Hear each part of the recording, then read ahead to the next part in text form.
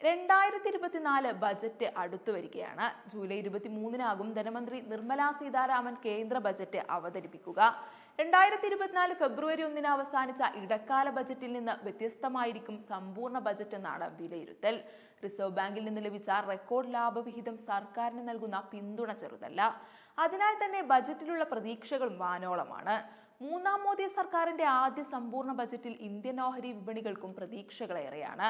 ഇടക്കാല ബജറ്റിലെ ധനമന്ത്രി നിർമ്മല സീതാരാമന്റെ 2047-ലെ വികസിത് ഭാരത് എന്ന ആശയം സമ്പൂർണ്ണ ബജറ്റിൽ കൂടുതൽ തിളക്കം നേടുമെന്ന് കരുതുന്നു. ഇന്ത്യയുടെ വളർച്ചയ്ക്കും അടിസ്ഥാന സൗകര്യ വികസനത്തിനും ഗ്രാമവികസനത്തിനും തൊഴിൽ നിർമ്മാണത്തിനും ബജറ്റിൽ ഊർജ്ജം ലഭിച്ചേക്കും. ചുരുക്കി പറഞ്ഞാൽ ആളുകളുടെ കയ്യിൽ പണമെത്താനുള്ള നടപടികൾ ഉണ്ടാകും. ഇത് നേരിട്ടും പരോക്ഷമായും ഓഹരി വിപണികൾക്ക് ഗുണം ചെയ്യുമെന്ന് കരുതുന്നു.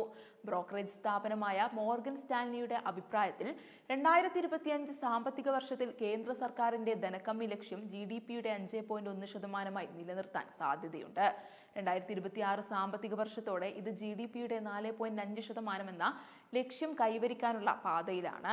മോർഗൻ സ്റ്റാൻലിയുടെ അഭിപ്രായത്തിൽ ഇന്ത്യൻ ഓഹരി വിപണി നിക്ഷേപകർ 3 കാര്യങ്ങളിൽ വേണം ശ്രദ്ധ കേന്ദ്രീകരിക്കാൻ. ഭൗതികവും സാമൂഹികവുമായ ഇൻഫ്രാസ്ട്രക്ചറിനായി കൂടുതൽ ചെലവഴിക്കുന്നത് ഓഹരി വിപണിയെ സ്വാധീനിക്കും. ഗ്രാമീണ ഇൻഫ്രാസ്ട്രക്ചർ ചെലവുകൾക്കായി സർക്കാർ കൂടുതൽ ചെലവഴിച്ചാൽ ഉപഭോക്തൃ വിവേചനാധികാരവും വ്യവസായിക ഓഹരികളും മെച്ചപ്പെടാൻ സാധ്യതയുണ്ട്.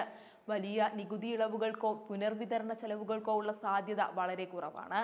അതിനാൽ തന്നെ സ്റ്റോക്ക് മാർക്കറ്റിനെ ആശ്ചര്യപ്പെടുത്തുന്നതിൽ പ്രത്യേക മേഖല ആനുകൂല്യങ്ങളും ചെലവുകളും നിർണായകമാകും.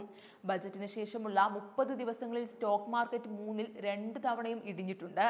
ബജറ്റിന് മുമ്പുള്ള 30 ദിവസത്തിനുള്ളിൽ വിപണി ഉയർന്നാൽ ഇടിവിനുള്ള സാധ്യത 80% ഉയരുമെന്ന് വിശകലനം വ്യക്തമാക്കുന്നു. 30 വർഷത്തിനിടെ ബജറ്റിന് മുമ്പും ശേഷവും ഇന്ത്യൻ ഓഹരി വിപണി 2 തവണ മാത്രമാണ് ഉയർന്നത്.